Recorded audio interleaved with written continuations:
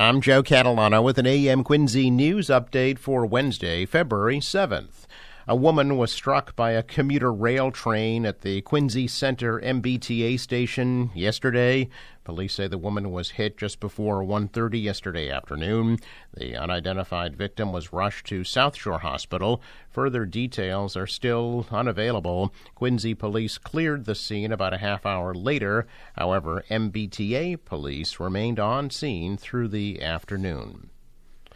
A proposal for a new condo complex on Independence Avenue in Quincy has been postponed until the March 26th Zoning Board of Appeals meeting. The applicants yesterday requested the postponement as they work to redesign the plan based on neighbor concerns about traffic and parking.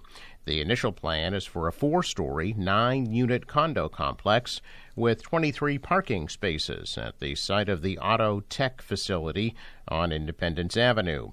Some neighbors, including Marianne Peak, superintendent of the Adams National Historical Park, worry that the project will generate too much traffic and create parking problems for people trying to visit the nearby Adams birthplaces. The applicants say they are reworking the plan to address the concerns.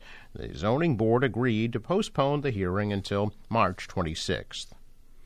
The driver accused of crashing his car into an Apple store in Hingham in November of 2022, killing one person and injuring 19 others, will be released from jail. 53-year-old Bradley Ryan of Hingham was arrested and charged after his 2019 Toyota 4Runner ended up inside the Derby Street shop store. He pleaded not guilty to several charges, including murder. Ryan was released in December 2022 on $100,000 bail, with stipulations including a requirement that he wear a GPS tracking device. Roughly a year later, Ryan ended up back in court after, according to the Plymouth County DA's office, he allegedly let the battery of his GPS monitoring device die. The DA's office said that Ryan then didn't answer phone calls from his case manager or answer his door when police conducted a welfare check on the night of December 22nd. The incident came months after Ryan was arrested for similarly letting the GPS bracelet die back in September. While Ryan was in court, a doctor testified she had concerns that the 53-year-old is not currently mentally competent, as he seemed confused and disoriented during her assessment of him.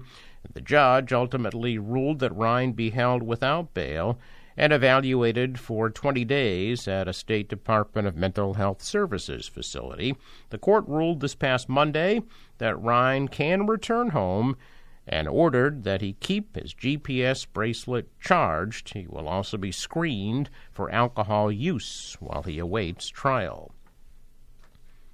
Yesterday, the Healey-Driscoll administration announcing $5 million in awards to 321 Massachusetts fire departments through the state's Firefighter Safety Equipment Grant Program. Fire departments across the state were invited to apply to the grant program, which provides reimbursement on purchases of 135 different types of eligible equipment. Items include hoses and nozzles, turnout gear, protective equipment, thermal imaging cameras, communication resources, and much more. In many cases, the purchase of the equipment will help departments attain compliance with the Occupational Safety and Health Administration or National Fire Protection Association safety standards. This is the 4th year that funding has been awarded through the program, and the Quincy Fire Department this year secured an almost $50,000 grant. Well, it's been a year since a 10-alarm fire forced the closure of Brockton Hospital, and officials say it's still not fully open. Hospital officials are planning a phased opening this year, starting with outpatient services such as labs and radiology. Signature Healthcare is currently operating 2 urgent care centers in Brockton, including one at the site of the still-closed hospital. Is leasing a closed hospital in East Bridgewater and have sent surgeons and registered nurses to area hospitals, while many staff are still employed with Signature Healthcare. The Boston Globe reported about 300 staff members were laid off. But for emergency services and inpatient stays, the city of Brockton's directing their residents to South Shore Hospital in Weymouth and Good Samaritan Medical Center in Brockton. Without Brockton Hospital, the two are the only acute care hospitals with emergency services in the region. Nearby Norwood Hospital closed in 2020 due to flash flooding, and while a new hospital is being built, it won't be open until next year at the earliest. Quincy Hospital closed in 2020, and Compass Medical, a chain serving Quincy, Braintree, Easton, East Bridgewater, Middleborough, and Taunton, suddenly shut down last year. Both closures have left the South Shore with a hole to fill, with only South Shore and Good Samaritan saying they've seen double-digit influx of patients. Jason Tracy, Chief Medical Officer at South Shore, said the closures of the past few years have all affected the hospital. In the past 2 months, Tracy said South Shore has treated up to 360 patients per day in the emergency department. 5 years ago, that number would have been under 270. Tracy said South Shore has been doubling up single rooms, converting units to surge spaces, holding patients in the post-anesthesia care unit, even treating people in the hallways. Steward Healthcare, operator of Good Samaritan and 8 other Massachusetts hospitals, is facing financial troubles of its own. In a statement, they said Good Samaritan saw a 25% increase in emergency department visits last year.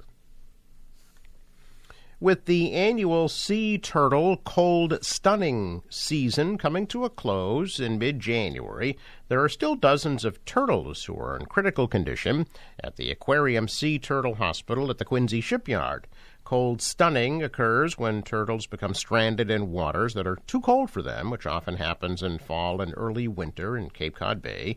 Wildlife officials say they treated almost 400 live sea turtles, but 53 of them required longer-term treatment for life-threatening medical conditions. The turtles will spend several months undergoing treatment for pneumonia, sepsis, bone infection, and dehydration, a result of becoming unable to regulate their body temperature in the cold waters of Cape Cod Bay.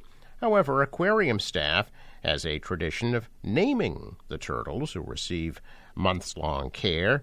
This year's theme is being flowers. The group includes Kemp's Ridley sea turtles, rose, peony, and marigold. Several loggerhead sea turtles are being cared for, including water lily, dogwood, and bird of paradise. Individual treatment plans are created for each turtle. This year, officials transported 303 turtles from cold-shocked waters. The aquarium plans to release the majority of its rehabilitated sea turtles off the Cape into Nantucket Sound once the water temperature is warm enough in the summer. Turtles that are ready to return to the ocean sooner may be transported further south for release in the springtime.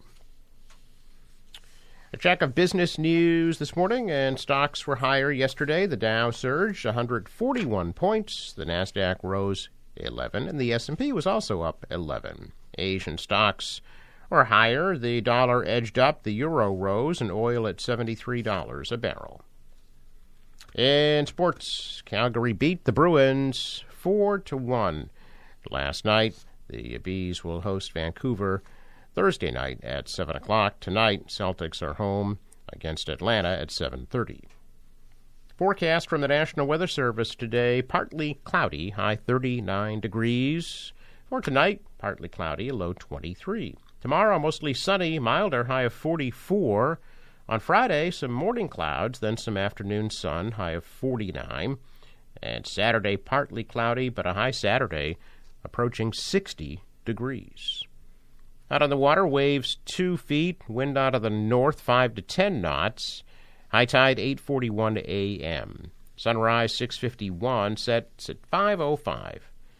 I'm Joe Catalano with an AM Quincy news update for Wednesday, February 7th.